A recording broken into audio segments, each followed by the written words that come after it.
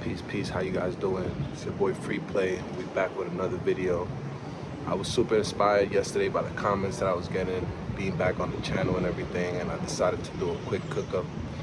So I'm gonna be going into FL and showing you guys how I chop something up. I basically made some boom bap, like if I was back on my ASR and my MPC, but I used FL, and I think this shit came out dope. I've been making a lot of trap music, so I think by doing this breakdown, it's gonna help you guys see how you could just use anything that you have available. Obviously, I'm in the DR, like I told you guys, and I don't have access to my MPC and my ASR. I brought a little Teenage Engineering sampler, but I've been doing things inside the box, and I wanted to show you guys how I get my sound and how we cook that up. So we're gonna go back in there, show you guys how it's done, and you guys already know. I'm gonna see you guys inside of the door. All right, so we're here inside of FL Studio, and I'm gonna just show you guys how I made this beat. I'm gonna let the beat rock first, so people don't say it's too much talking. I'm gonna play the beat from the top, and then I'm gonna show you how I came up with all the elements.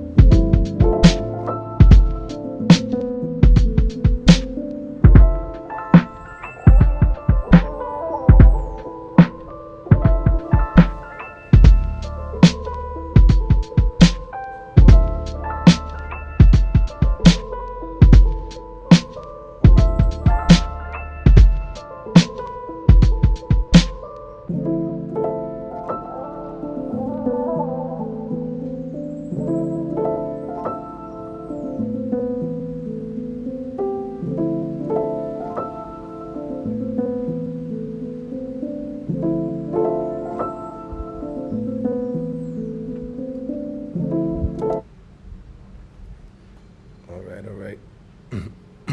Excuse me. So yeah, this beat was pretty dope because I basically started with a drum loop, and I was making a lot of trap stuff, and then yesterday when I updated the channel, I figured today I got inspired to do something like in the boom bap range, which is normally what I do on this channel, but I make all types of beats. But yeah, let me see. So I started with this drum break from the Beat Butcher Filth Volume 2, and it was this Man 2. I just randomly clicked through all of them until I found the one that I liked. And then what I did was I basically like brought it into FL, and I put the tempo to match the BPM of the drum break, and then I right-clicked and opened it in SliceX, which is kind of like an ASR or a way to chop samples or slice up samples in FL, and that's gonna be this. No, that's not it. Where is it? I think it was one of these channels. Oh wait, it should be on all. Okay, so I'm pretty sure this pattern, this is the drum pattern, yeah. And this is how I sliced it up. So let me see if I can play it. Where is it? There we go.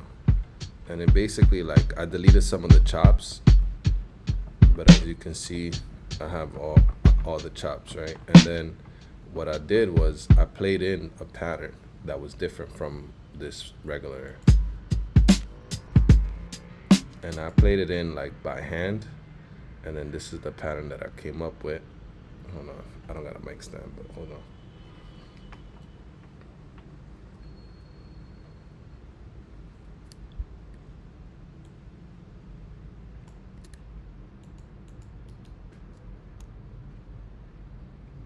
Okay, let me just double click the pattern. That way you guys could see what I mean. And basically what I did was play this chop.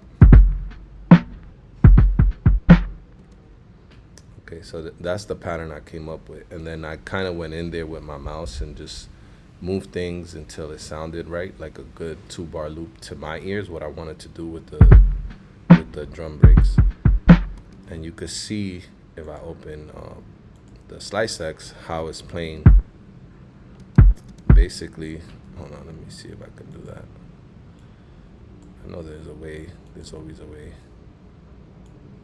Okay, yeah, so you guys can see the way that the different chops are being played for the drum loop.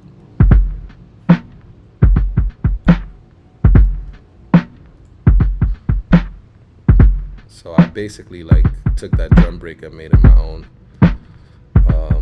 The way that I would if I was chopping this on my MPC, which is what I like to use to chop up drum breaks.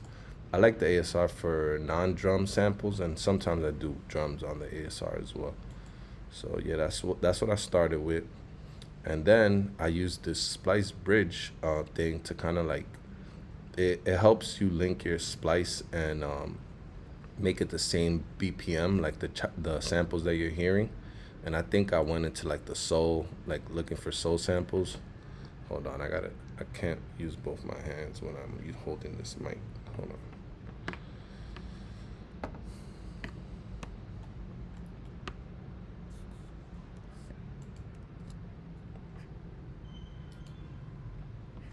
I'm sorry, I'm botching up this video, but whatever. All right, so basically then I went into looking for like a sound that would go with that drum break. And I found these piano chords. Let me see if I can play for you guys. This is the original tempo and that the piano was in. Let me play for you guys so you guys can hear it.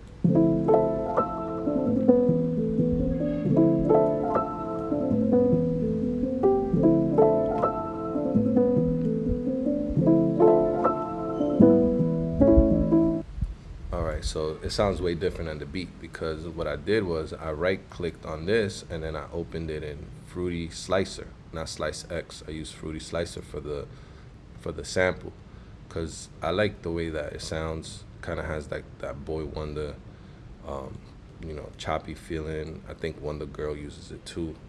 But basically, the way that I chopped it was, let me see. I think it's on. Let me open this pattern so I could show you guys. I'm trying to do this with one hand because I don't got a mic stand here. Thank God I brought a mic.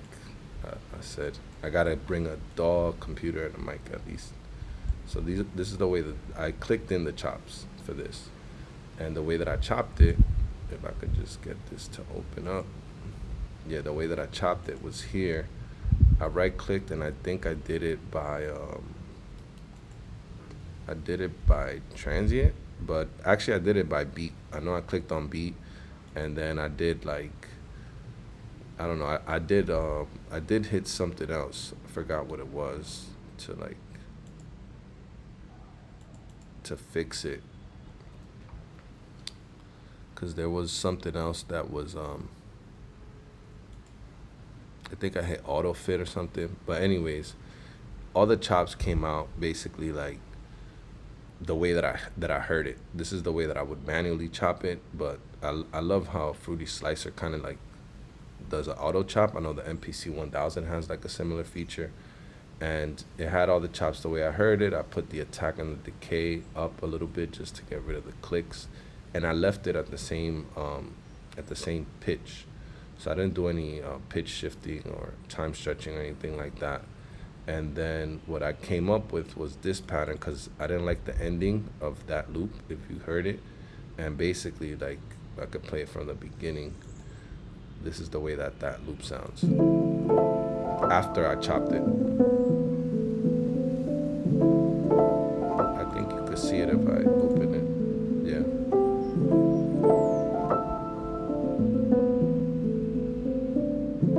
And it became like a 12-bar loop after I chopped it. I don't know why. I don't understand it, but it just worked out. And I like 12-bar loops sometimes than 8 and 16s. So that's the second part that I had. And then basically how I had it going was I had the piano and this drum loop.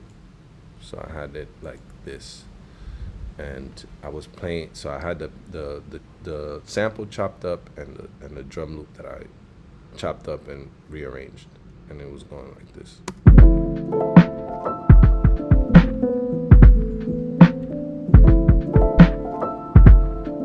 That in and of itself right there was giving me a vibe. I like really simple beats when I'm doing boom bap. I don't like a lot of elements in my beats. Because I always imagine somebody rapping over it, and the more stuff you add to beats, like I make busy beats sometimes, no shout out, but I make some beats that have a lot of elements on it, but you know, like, when I'm making boom bap, it's all about simplicity, the sonics of the sample, and like something that a lyricist could really be the main focus of. So then the next thing I did after I had that was I loaded up. I just bought this not too long ago. I bought this Scarby Rickenbacker bass. I see a lot of like sample makers. I watch a lot of sample maker like YouTube videos, and they always use this bass, and I like the way it sounds. And I don't have a live bass. What I used to do was use my I have a Mexican Strat at home, and I would just pitch it down. But I don't have any guitar here. So what I did was, this is cool. I think this was cool. What I did was, on the channel that I have contact on, what I did was I put an Edison. I put an Edison there, and then I just started like hearing the sample. I played it back like this, and I started freestyling over it. And then this is what I came up with. Let me see if I could play it. I just played like in A minor, or like all the white keys. I was just freestyling. And then what I was gonna do, and I ended up doing, was I was gonna take all of that and like, I was gonna leave it like a freestyle, like some jazzy stuff. But the more I kept working on the beat, the pickier I got with the way the bass sounded. And I ended up just taking little parts from like me playing this.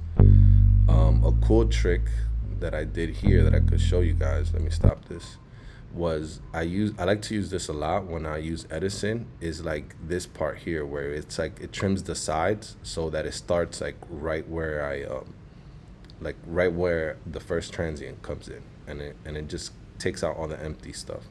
So then after that, when I trimmed the sides, I clicked and dragged it from here like this, and then this is the whole thing I played. So it was like 30 bars of that. And then what I started doing was I started just taking parts in and out that I liked. And this is the only parts that I used, and they're like rearranged and stuff like that. Let me see, I could use this. And then here you guys could hear like the parts that I kept. Let me start from here.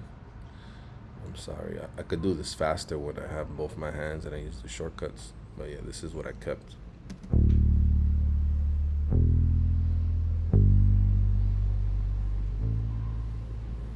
I wanted it to sound like it was a live bass player, and I played it live into Edison and then chopped it up. These are the bits that I kept.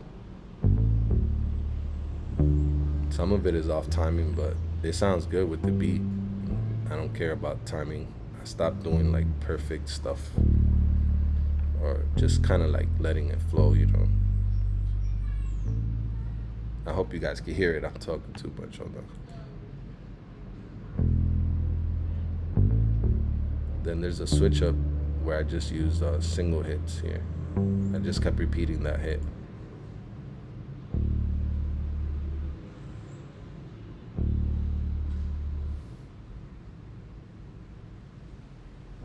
It's literally the same hit copied over.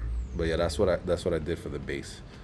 And then I went to splice again, just for some vocal chops, and I rearranged them and chopped those up too. And I did something in the intro here.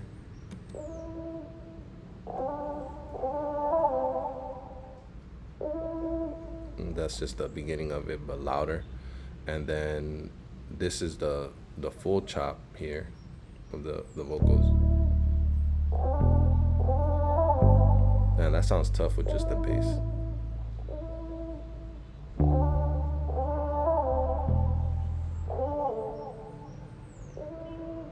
And then I just copied and pasted it and took it in and out in different sections. I think we're almost done with the wrap up. I'm gonna show you guys how I mixed it as well. I was mixing it as I went along. Okay, and then I have this little switch up here, which is basically I consolidated the piano and then I pitched it up like to like a whole octave. I pitched it up. So I did 1200 cents, and that comes in here. And then here you'll see that I filtered the drums out with the Fruity Love filter. I like the stock stuff on Fruity Loops, even though I use some third-party stuff. I'll show you the mix for everything. But yeah, let me play you this section, which is the piano pitched up.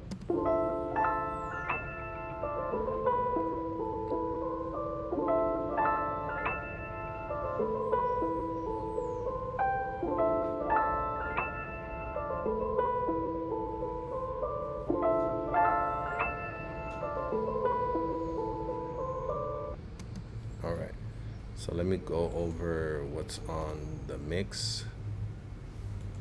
I'm not super organized. I just go because I'm mixing as I go. So this was on the drums. Oh yeah, so the original drums, which was here. After I chopped it and played my own pattern, what I did was I also pitched it down by 2 semitones, and this was by mistake. I added Fruity filter, and then I was like, oh, let me just leave it there, and I took off like some frequencies a little bit, not too much. I liked how the drum started to sound when I added the Fruity filter, which I've never used before, but I was looking for Decapitator, which is why that's under there, and I just put this on by mistake and left it on there because I liked how it sounded. Happy accidents. So let's see how it sounds without any effects, which you could just turn this off here, I believe.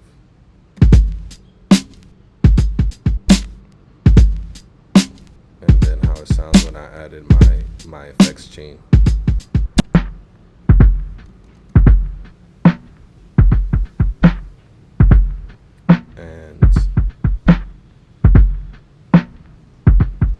Yeah, so that's the drums with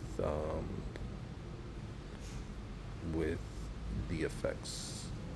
Yeah, and this Love filter is also on there. I just left it on there.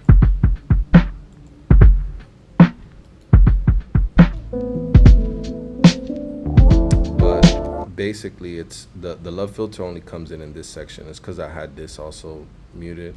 But basically, if you guys notice, it's an automation that happens when the piano switches up in pitch.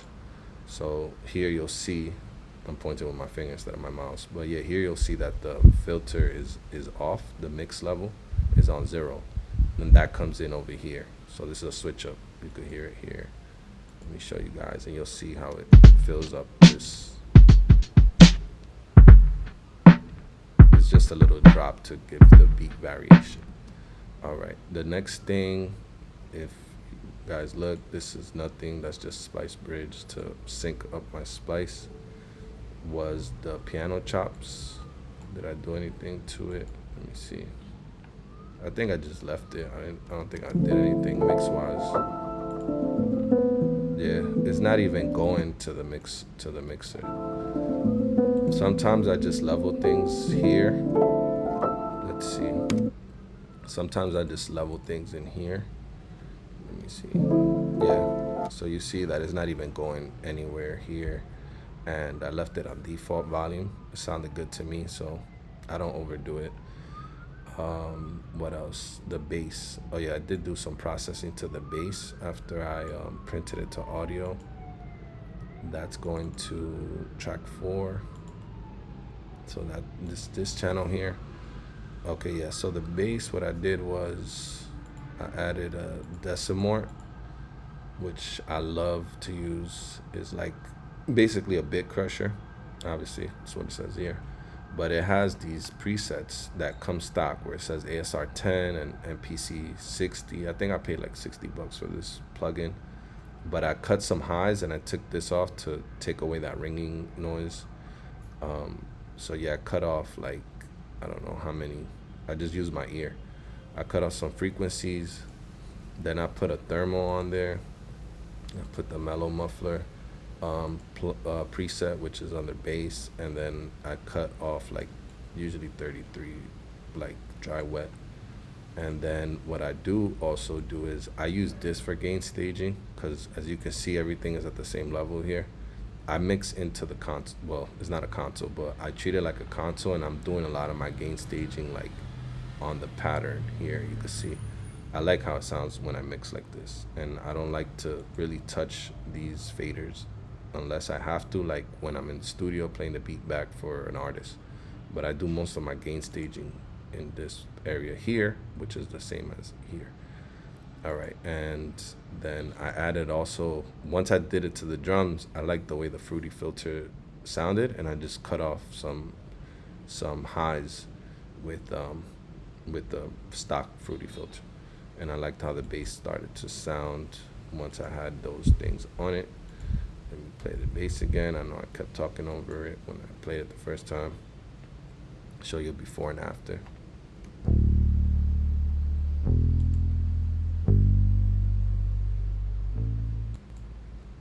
This is with no plugins. Sounds kind of weak.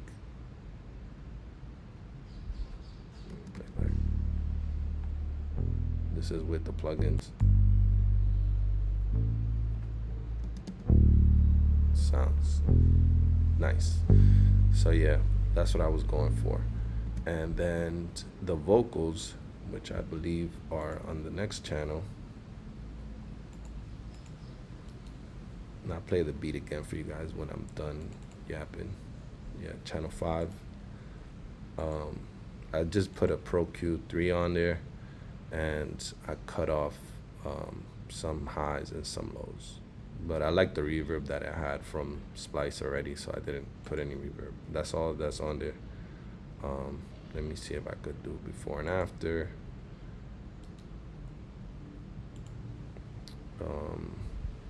Yeah.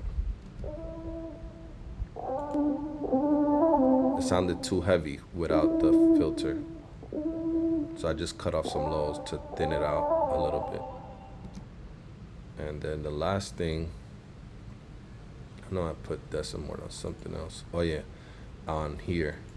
This was the last thing that I added to the mixer, which was this pitched up piano. When the piano gets pitched up, what I wanted was that ASR feel, and I used decimort for that. I miss my ASR, I know you guys could tell. So yeah, I added the ASR 10 preset that comes with decimort. And again, I'm not sponsored by anybody, but I just really love this plugin. And I cut off some highs and turned this on or off or whatever, just to take off that ringing big crusher like kind of noise that it had. And that gave me a little bit of nostalgia of the ASR type of vibe. I'll show you how it sounds without it. You see, I could hear like a lot of the high end of the piano, and I didn't like that. So when I turn it on, let me show y'all what this does. I don't like that sound. It sounds like a SP1200, which is cool, but I don't like it when I'm using it to filter. Yeah, and they have an SP12, I think, preset somewhere, or Emax. But yeah, I think that's it. Oh yeah, then on the master, I normally just put stock default how it comes, the soft clipper. And that was it. Let me play the beat back for you guys. Thank you guys for rocking with me. It's your boy FREEPLAY. I hope you guys like this breakdown and get a little bit of content since I've been absent from the channel. But let me just play back the beat and peace.